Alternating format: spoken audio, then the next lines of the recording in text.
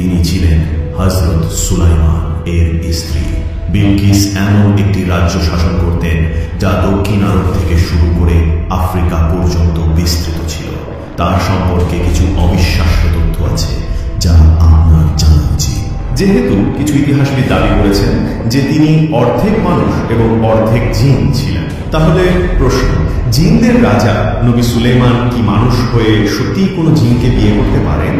ইসলামী ইতিহাস এই সম্পর্কে কি বলে? এই ঘটনা শুরু হয়েছিল একটি ছোট্ট পাখির মাধ্যমে। কুরআনে যার নাম হুদহুদ বলা হয়েছে।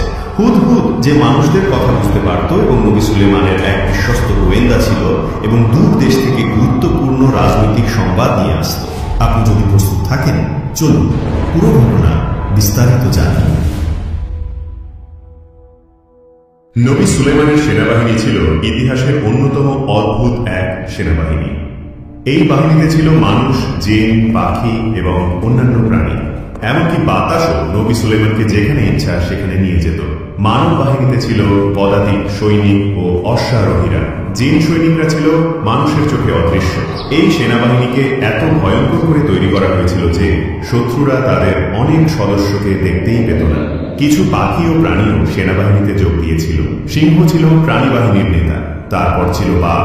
পাখি বাহিনীতে ছিল অনেক বাজ পাখি ও শিকারী পাখি। হুদহুদ পাখিটি ছিল গোয়েন্দা বিভাগের দায়িত্বে। এই হুদহুদের দায়িত্ব ছিল অনেক দূরে উড়ে গিয়ে শত্রুপক্ষের উপর নজরদারি করা। সে সবকিছু পর্যবেক্ষণ করত এবং শিখে নিত, তারপর ফিরে এসে প্রতিবেদন দিত। হুদহুদের ভূমিকা ছিল অত্যন্ত সংবেদনশীল এবং গুরুত্বপূর্ণ। যখন বাহিনী একত্রিত হয়েছিল, অনেক প্রাণী লক্ষ্য করেছিল হুদহুদ অনুপস্থিত। তারা নিজেদের মধ্যে ফিসফিস করতে লাগলো, কমান্ডার শিগগিরই এসে পড়বেন এবং বুঝতে পারবেন যে হুদহুদ অনুপস্থিত। অবশেষে সুলাইমান নবী যখন বাহিনীর কাছে আসলেন, তখন ফিসফাস আরো জোরালো হল। তিনি এসে দেখলেন হুদহুদ নেই। আসলে হুদহুদ তখন সাবা দেশে অবস্থান করছিল। সে বহু পথ পাড়ি দিয়ে গিয়েছিল এবং তার ভেতরে অনুভব করছিল যে সে কোনো গুরুত্বপূর্ণ সংবাদ উদ্ধার করবে। সে শহরের ওপর অবস্থিত একটি উঁচু গাছের ওপর নামল। সেখান থেকে সে রাস্তাঘাট, ঘরবাড়ি, প্রাসাদ এবং ফটক সবকিছু পর্যবেক্ষণ করল। সে কিছু অস্বাভাবিক পরিস্থিতি অনুভব করল। দেখা গেল মানুষরা যেন কোনো অনুষ্ঠানের জন্য জড়ো হচ্ছে। তাই সে শহরে বসবাসকারী আরেক হুদহুদকে জিজ্ঞেস করল, ও সুন্দর হুদহুদ, দয়া করে বলো এই শহরে কি হচ্ছে? মানুষরা যাচ্ছে সাবার রানীর দর্শন। তারা সবাই সেখানে সূর্যের সামনে সিজদা করবে। সুলাইমানের গোয়েন্দা পাখি তখন নিশ্চিত হয়ে গেল তার অনুভূতি ঠিক ছিল। সে প্রথমে রক্ষীদের দেখল, তারপর কমান্ডার ও সৈন্যদের, সব শেষে সাবার রানী নিজে সিংহাসন থেকে বেরিয়ে এলেন। তিনি তার সিংহাসন থেকে নেমে জনগণকে নেতৃত্ব দিলেন। তিনি তার দুই হাত উঠিয়ে সূর্যের সামনে সিজদা করলেন। সব মানুষ তার সঙ্গে সিজদা দিল। হুদহুদ সবকিছু লক্ষ্য করল আর ভাবছিল নবী সুলাইমান এই সংবাদ পেয়ে কি প্রতিক্রিয়া দেখাবে। সে তৎক্ষণাৎ উড়াল দিয়ে ফিরে এল। অনেক দিন ক্লান্তিকর ভ্রমণের পর সে পৌঁছালো সেই স্থানে যেখানে সুলাইমানের পুরো বাহিনী একত্রিত হয়েছিল। সব পাখি তাকে ঘিরে ধরল। তারা সব ক্ষুব্ধ ছিল। একটি ছোট চড়ুই প্রথমে বলল, তুমি কোথায় ছিলে? নবী সুলাইমান তোমার ব্যাপারে জানতে চেয়েছেন। আমরা আশা করি তোমার কাছে যথাযথ ব্যাখ্যা আছে। হুদহুদের ভিতরে আরো ভয় ঢুকে গেল। সে সিদ্ধান্ত নিল এখনই নবী সুলাইমানের কাছে গিয়ে ক্ষমা চাইতে হবে। সে কাঁপতে কাঁপতে নবী সুলাইমানের তাঁবুর দিকে উড়ে গেল। তখন নবী সুলাইমান রাতের খাবার খাচ্ছিল। হুদহুদ জানালা দিয়ে ঢুকে চুপচাপ টেবিলের এক কোনায় বসল। সে চেষ্টা করছিল সুলাইমানের হাত থেকে দূরে থাকতে, মাথা নিচু করে ভয়। সে ধীরে ধীরে বিনয়ের সঙ্গে সালাম দিল। সে মাথা তুলল, কিন্তু চোখ তুলতে পারল কেবল সুলাইমানের হাত ও বুক পর্যন্ত। সে তার নেতার কাছ থেকে অনেক কিছু শিখেছিল এবং সে জানত যে নবী সুলাইমানের মন ছুতে হলে তাকে স্পষ্টভাবে সত্য কথা বলতে হবে। আমার বাচ্চা, আমি এমন একটি জাতির সংবাদ এনেছি যাদের সম্পর্কে আপনি জানেন না। এক দূর দেশে আমি এমন এক নারীকে দেখেছি যিনি সাবার জাতির ওপর শাসন করছেন। তিনি এক বিশাল সিংহাসনে বসেন এবং তার কাছে এমন সব জিনিস আছে যা কেউ চাইলে পেতে পারে না। কিন্তু আমি দেখেছি তিনি এবং তার জাতি আল্লাহর পরিবর্তে সূর্যকে সিজদা করছে। শয়তান তাদের কাজকে তাদের কাছে শোভনীয় করে তুলেছে। এই শব্দগুলো ছিল শক্তিশালী। হুদহুদ দেখালো তার অনুপস্থিতির পেছনে সত্যিকারের একটি কারণ ছিল। সে ছিল একটি গুরুত্বপূর্ণ মিশনে। নবী সুলাইমান জবাব দিতে শুরু করলেন, অবশ্যই আমাদের যাচাই করতে হবে তুমি যা বলছো তা সত্য কিনা। আমি একটি চিঠি লিখব, তুমি এটি তাদের কাছে পৌঁছে দেবে এবং দেখবে তারা কি প্রতিক্রিয়া দেখায়। হুদহুদ চিঠি নিয়ে দ্রুত উড়ে গেল সাবার দেশে। সে রাজপ্রাসাদের বাগানের একটি গাছে নামলো এবং রানীর কক্ষ খুঁজতে লাগলো। সে দেখল একটি বিশাল কক্ষ, যার বড় একটি বারান্দা ছিল। বুঝতে পারলো এটাই রানীর ঘর। চিঠিটি ঠোঁটে নিয়ে সে উড়ে গেল খোলা জানলার দিকে এবং ভেতরে প্রবেশ করল। সে সিদ্ধান্ত নিল ছাদের একটি স্থাপনার পেছনে লুকাবে। সে বাইরে তাকিয়ে দেখল রানী বিছানায় ঘুমাচ্ছেন। তার চুল বালিশের ওপর ছড়িয়েছিল। তার মুখ ছিল অত্যন্ত সুন্দর। তার সৌন্দর্য দেখার সময় হুদহুদের মনে এক ধরনের দুঃখ জন্ম নিল। এত সৌন্দর্য, ধন সম্পদ এবং ক্ষমতা থাকা সত্ত্বেও কেউ সূর্যের সামনে সিজদা কেন করবে? এই চিন্তা করল হুদহুদ। তার মনে হলো শয়তান তাদেরকে ধোঁকা দিয়েছে। শয়তান তাদের এমন কিছুর উপাসনা করতে বাধ্য করেছে যা সত্যিকার মাবুদ নয়। কিন্তু সে কিভাবে এটা করল? তারপর হুদহুদ ভাবল, যদি সুলাইমানের সেনাবাহিনী সাবার জনগণের সঙ্গে যুদ্ধ করে তাহলে ফলাফল তো স্পষ্ট।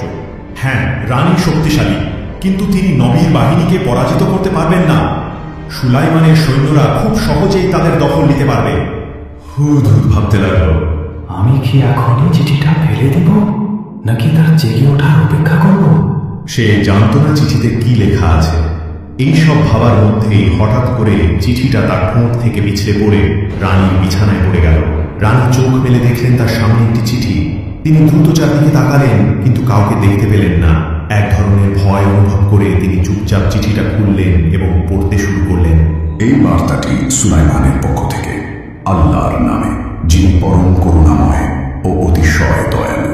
আমি তোমাকে এক আল্লাহর প্রতি ঈমান আনতে আমন্ত্রণ জানাচ্ছি। আমার প্রতি অহংকার করো না, আমার কাছে এসো এবং নিজেকে সমর্পণ করো।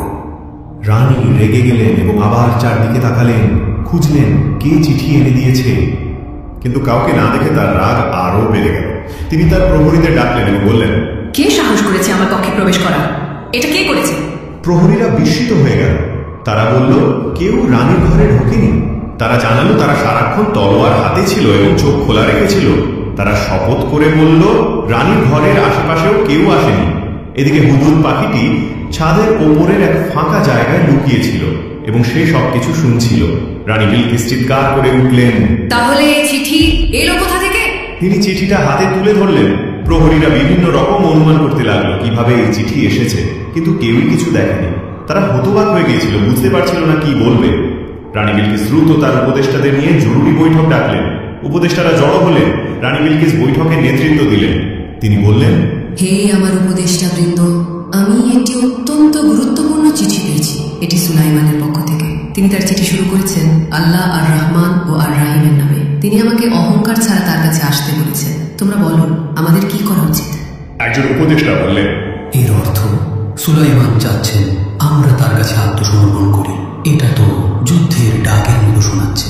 আসুন আমরা যুদ্ধ করি। আরেকজন বললেন, আমরাও তো শক্তিশালী, চলো আমরা তাকে যুদ্ধ করে আমাদের শক্তি দেখিয়ে দিই। প্রায় সবাই এই মতের পক্ষে একমত হলেন। কিন্তু একজন জ্ঞানী উপদেষ্টা হঠাৎ প্রশ্ন করলেন, যিনি এই চিঠি নিয়ে এসেছেন সেই বার্তাবাহক কোথায়? তিনি ছাড়া সুলাইমানের আসল উদ্দেশ্য বোঝা যাবে না। রানী বিলকিস উত্তর দিলেন, তিনি জানেন না। তিনি বললেন, ঘুম থেকে উঠে দেখেছেন চিঠি বিছানায় পড়ে আছে। একজন উপদেষ্টা আরো বললেন, এই ব্যাপারটা একটু ভয়ানক। আমি বলছি আমাদের অপেক্ষা করা উচিত।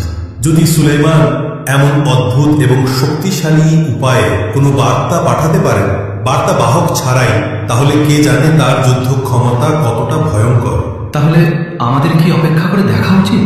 রানী বিলকিস বললেন, যখন কোনো রাজা কোনো দেশে আক্রমণ করে তারা সব কিছু ধ্বংস করে দেয় এবং সম্মানিত মানুষদের অপমানিত করে দুর্বল করে ফেলে, আমার ভয় হয় আমাদের ক্ষেত্রেও এমন কিছু হতে পারে।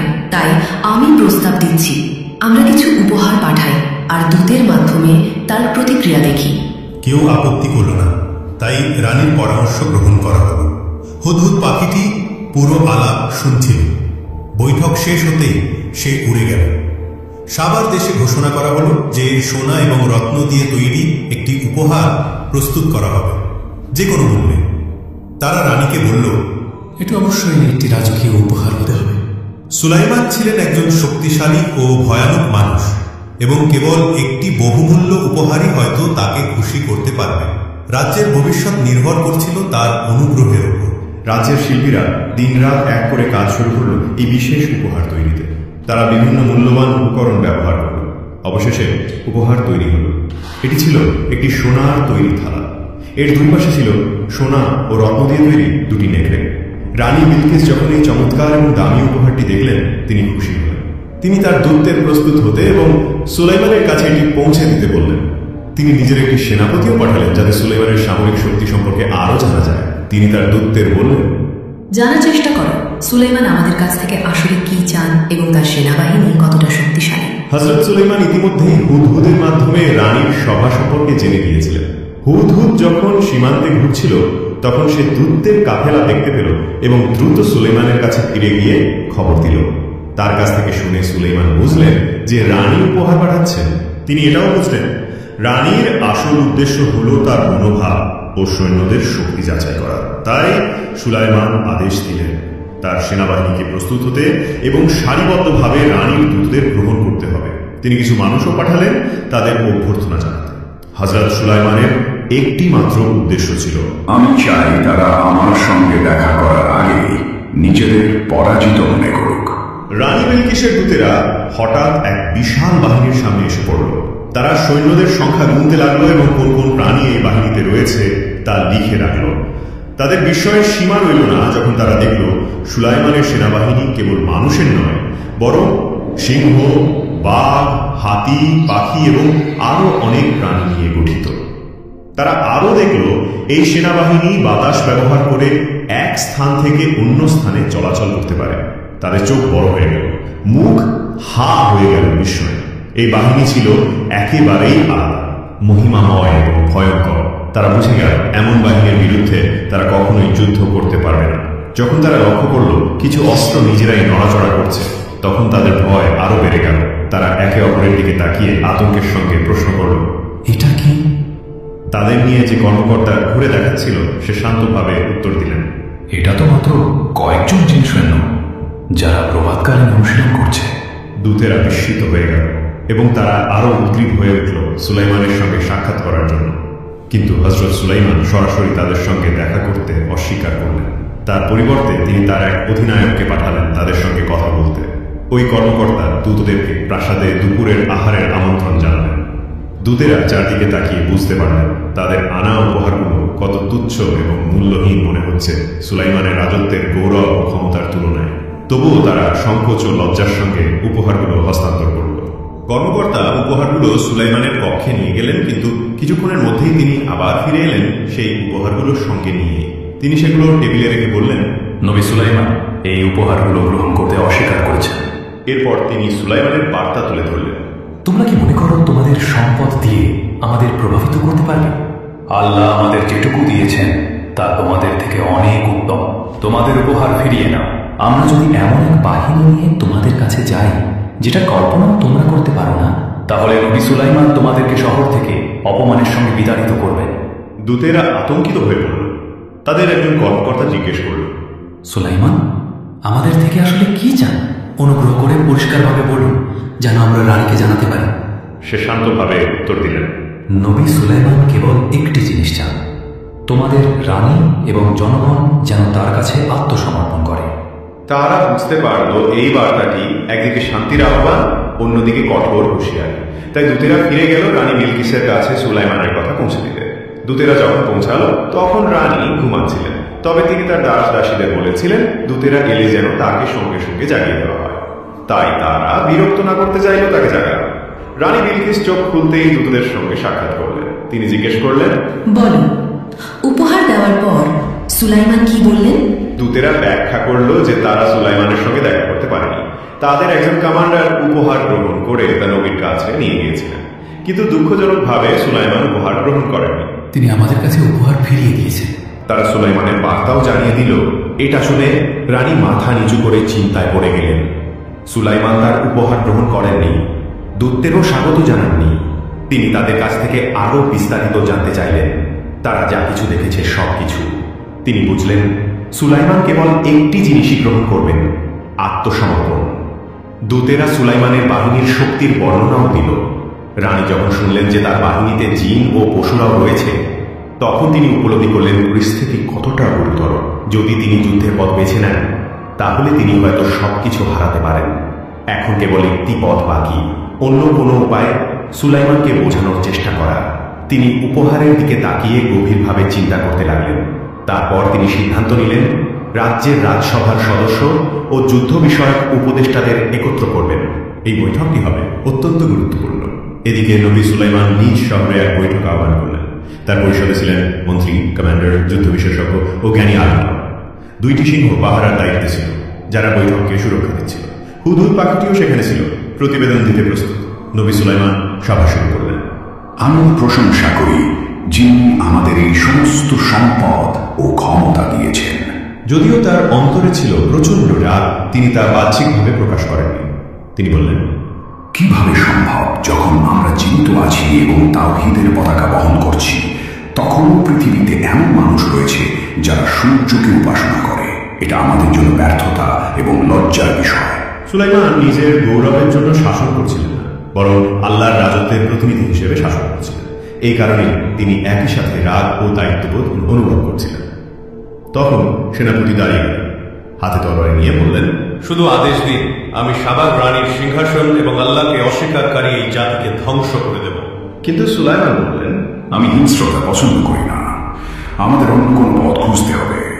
আমি আশা করি রানী নিজেই এখানে এসে আমার সঙ্গে দেখা করবেন, কিন্তু তার আসার আগে তোমাদের মধ্যে কে তার সিংহাসন এখানে এনে দিতে পারবে? তখন এক জিন বলল, আমি তার সিংহাসন আপনার সামনে নিয়ে আসতে পারি, এমনকি আপনি উঠার আগে আপনি জানেন আমি কতটা শক্তিশালী। কিন্তু এরপর একজন আলেম, যিনি আল্লাহর পক্ষ থেকে বিশেষ জ্ঞান অর্থাৎ ইলমে লাদুনী প্রাপ্ত ছিলেন, তিনি বললেন, আমি তার সিংহাসন তোমার সামনে নিয়ে আসতে পারবো, এমনকি তুমি চোখের পলক ফেলার আগেই। সুলাইমান যখন এই প্রস্তাব গ্রহণ করলেন, তখন হঠাৎ করে বিলকিসের সিংহাসন তার সামনে উপস্থিত হয়ে গেল। এমনটা কোন মানুষ এর আগে কখনো করেনি। সবাই হতবাক হয়ে গেল। সিংহাসনটি ছিল বিশাল এবং রাজকীয়। সবাই সেই দিকে তাকিয়ে চুপচাপ চিন্তায় ডুবে গেল। হুদহুদ পাখিটিও সেখানে ছিল, চেষ্টা করছিল এই অলৌকিক ঘটনার অর্থ বোঝার। এদিকে সাবা নগরীতে রাজসভার ও যুদ্ধ পরিষদের সভা বসেছে। রানী বিলকিস সেই সভার নেতৃত্ব দিচ্ছিলেন। রানী ক্লান্ত স্বরে বললেন, আজ আমরা এক ভয়াবহ পরিস্থিতির মুখোমুখি হয়েছি। সুলাইমান চায় আমরা তার কাছে আত্মসমর্পণ করি। সে আমাদের শক্তি ধ্বংস করে দিতে হুমকি দিচ্ছে। আমি তোমাদের কাছে সাহায্য চাইছি, চলো একটা সমাধান খুঁজে বের করি। উপদেষ্টারা একমত হলেন। সম্ভবত কেবল রানী নিজে সুলাইমানের কাছে গিয়ে আরো বড় উপহার দিলে শান্তি আসতে পারে। কিন্তু তারা এটাও বললেন, যদি এই উপহারও প্রত্যাখ্যান করা হয় তাহলে যুদ্ধই একমাত্র বিকল্প। আর এই যুদ্ধ হয়তো ইতিহাস থেকে আমাদের অস্তিত্বকেই মুছে ফেলবে। সবাই রানী বিলকিসকে তাদের শেষ আশা হিসেবে দেখছিল। তাই রানী ঝুঁকি নেওয়ার সিদ্ধান্ত নিলেন। তিনি নিজে সুলাইমানের প্রাসাদে যাবেন। প্রস্তুতি শুরু হল। নতুন আরো সুন্দর এবং দামি উপহার তৈরি করার পরিকল্পনা করা হল। হযরত সুলাইমান জানতেন রানীর ক্ষমতা ও উন্নতির ধারণা ভুল।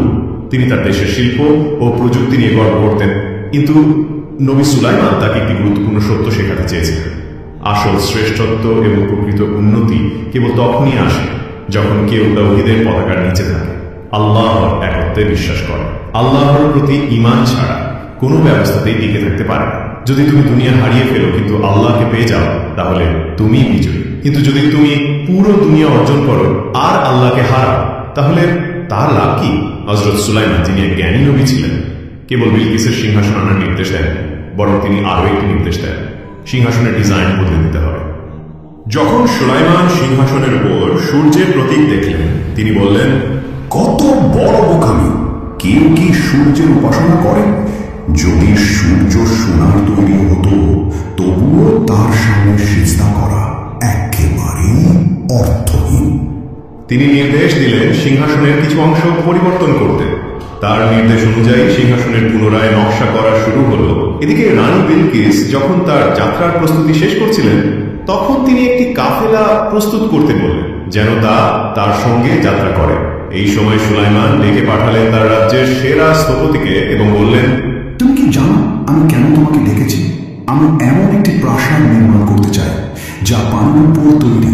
দেখতে মনে হবে যেন তা পানিতে ভেসে আছে।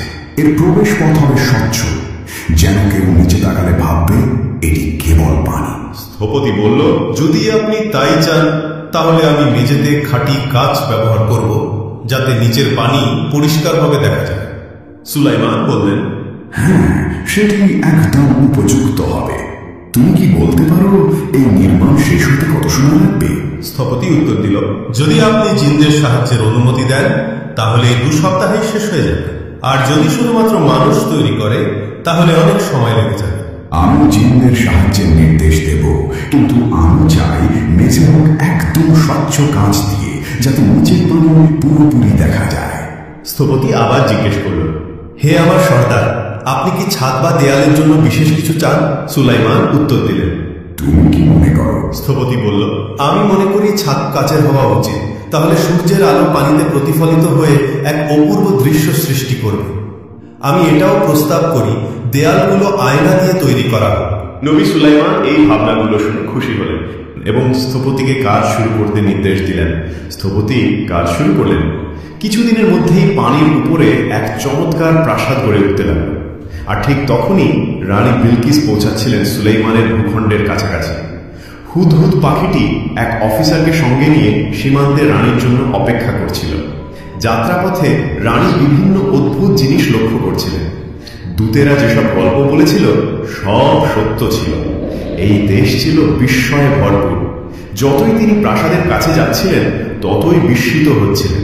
তিনি সুলাইমানের সেনাবাহিনীর একটি অংশ দেখলেন। এটি ছিল সবচেয়ে শক্তিশালী ভয়ঙ্কর বাহিনী যা তিনি আগে কোনোদিন দেখেননি। তার ভয় আরো গভীর হতে লাগল।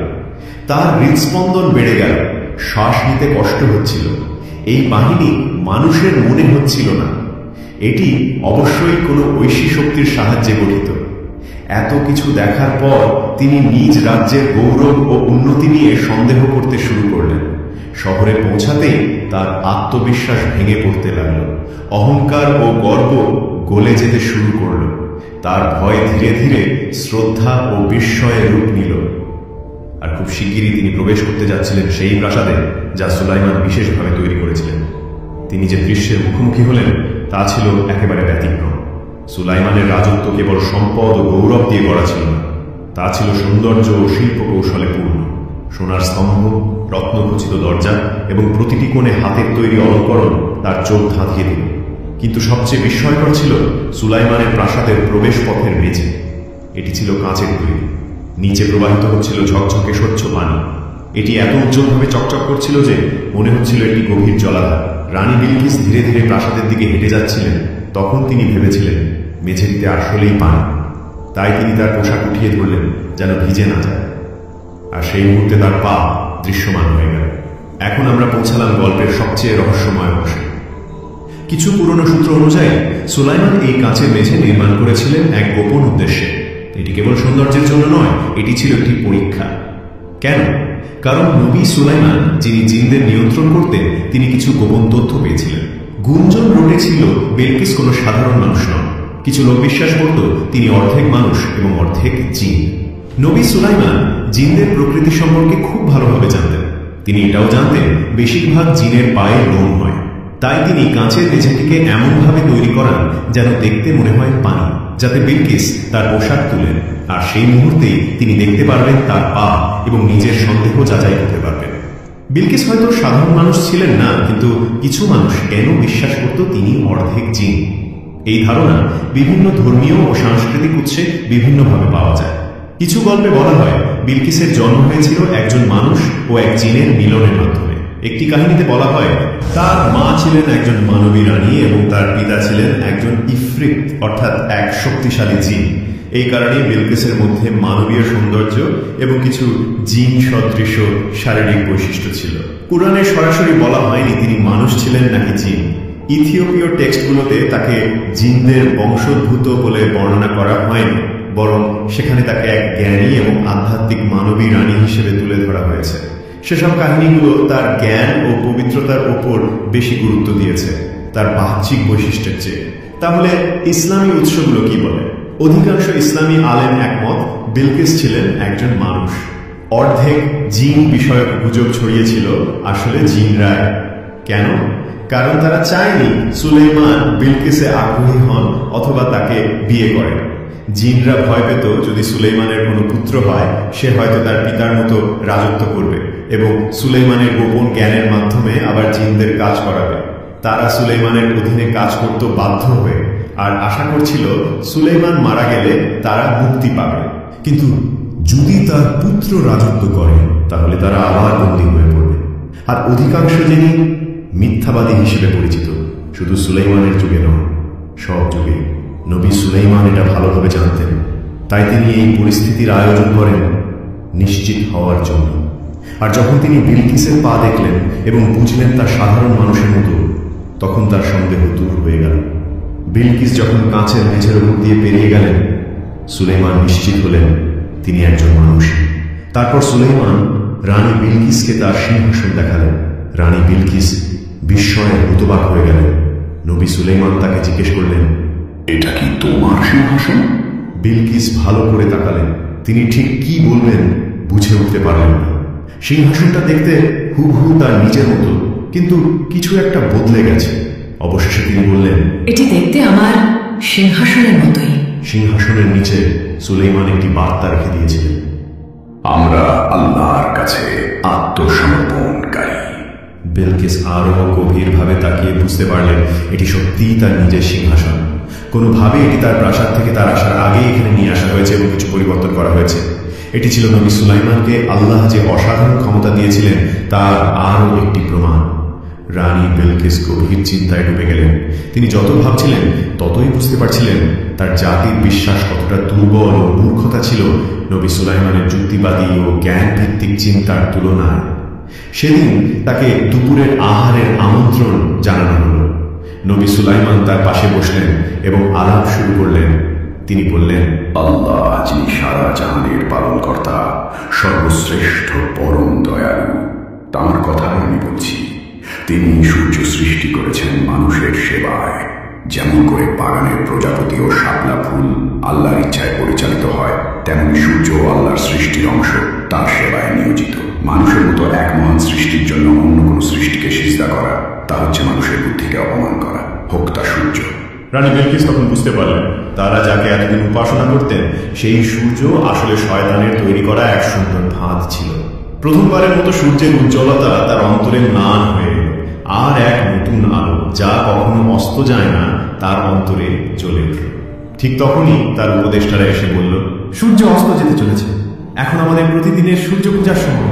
হে মূর্খেরা, এখনো কি তোমরা বিশ্বাস করো সূর্য উপাসনার যোগ্য? শয়তান আমাদের সম্পূর্ণ বিশ্বাসকে আমাদের কাছে সুন্দর করে উপস্থাপন করেছিল। এই স্থান ত্যাগ করো। নবী সুলাইমান কি বলেছেন তা না শুনেই উপদেষ্টারা ভয় পেয়ে গেল এবং দ্রুত সেখান থেকে সরে গেল। প্রথমবারের মতো রানীর হৃদয়ে উষ্ণ সুন্দর অনুভূতি প্রবাহিত হতে লাগল। এটা যেন রংধনুর রং, যা তার অন্তরের অনুভূতিগুলোর প্রতিফলন ঘটাচ্ছিল।